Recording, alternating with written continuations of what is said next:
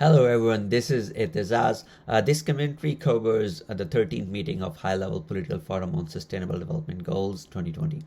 The meeting was carried out as a discussion forum for the regional economic commissions to discuss progress and course of action for the implementation of SDGs in the context of COVID-19. In this meeting, Africa, Arab, Europe, East Asia, Latin America, and Caribbean region presented their reports. I will briefly comment on each of those reports here. Africa region was represented by Mr. Paul Maviwa from Zimbabwe. He shared that Africa requires huge work to be done to achieve Agenda 2030. So far, Africa has made progress only on the issues of peace and justice and strong institutions. Instability and wars are still the major issues. Issues of disease, climate change, youth unemployment, fragile social security system, health and education still haunt Africa.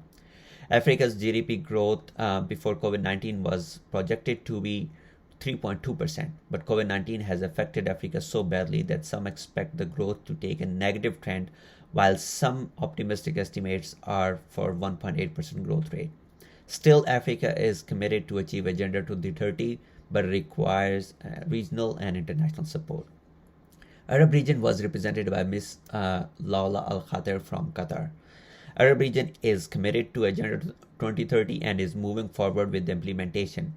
As the region is making progress, it requires UN support in ensuring that Arab countries are being provided neutral level field in all areas of cooperation and should be treated with no discrimination.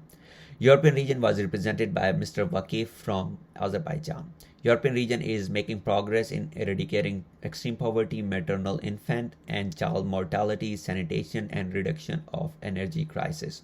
However, region faces issues regarding sustainable consumption and production, as well as climate change. However, the region is still striving to achieve Agenda 2030. East Asia region was represented by Ms. Samantha Jayasuriya from Sri Lanka. The region is forming multi-stakeholder partnerships to preserve development gains. Countries are working together and sharing best practices with each other. Region took COVID-19 as a challenge and is taking it as a pivoting point to rebuild the sustainable infrastructure for future. Latin America and Caribbean was represented by Mr. Rodrigo from Cuba. He said that Agenda 2030 was already a high call, but multi-sectorial impact of COVID-19 has made it more complicated. Latin America and Caribbean may see a decline in GDP growth by 5.3% in 2020, which is worst in the entire history of the region.